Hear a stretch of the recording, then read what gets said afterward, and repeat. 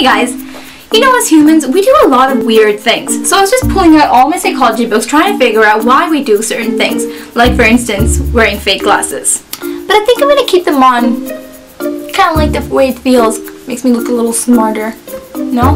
Whatever. Like, for instance, when you put something in your mouth, someone decides that it is the best time to ask you a question.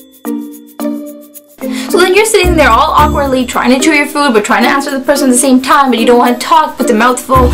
And so what do you end up doing? You sit there, you're chewing and chewing and chewing, and then you're trying to point to your mouth because the person doesn't see that you're chewing something. I don't know, it's some kind of an instinct.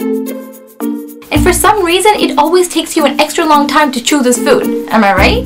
Why do we do that? Another thing that I've noticed a lot of people do is that when they're in a rush to go somewhere, but they're in the middle of writing an email. Wait, what am I talking about? Who writes emails these days? Okay, scratch that out.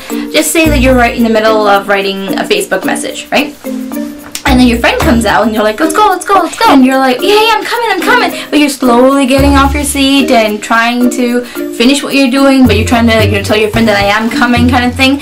I mean, you're not really moving. You're still stationary. You're still trying to finish what you're doing. So why don't you just sit down and finish what you're doing? Why do you feel the need to, like, get off your seat and finish what you're typing, and you're still, like, have, you know, your legs halfway out the door and the other legs inside the room?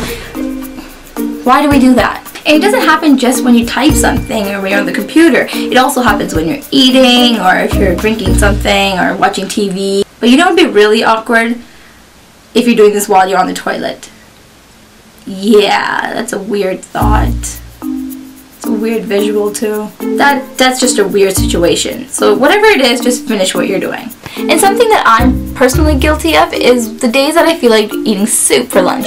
And if my coworker comes and asks me, hey, what are you having for lunch? And I feel like I have to justify myself as to why I'm having soup. Because I don't want them thinking I'm cheap or something, you know? I just really want some soup. So when my coworker asks me, I'll be like, oh, you know, I'm just not feeling good, so I'm gonna go for some soup. And Timmy's like right around the corner, so I just might as well, you know? And it's the same thing when I want McDonald's. Like, everyone knows it's very unhealthy and very cheap, but sometimes you just want McDonald's because you're craving McDonald's. It tastes amazing. So when people ask me that, I'm like, oh, you know, I'm just like, I really love their ketchup. So I'm gonna go and get some McDonald's.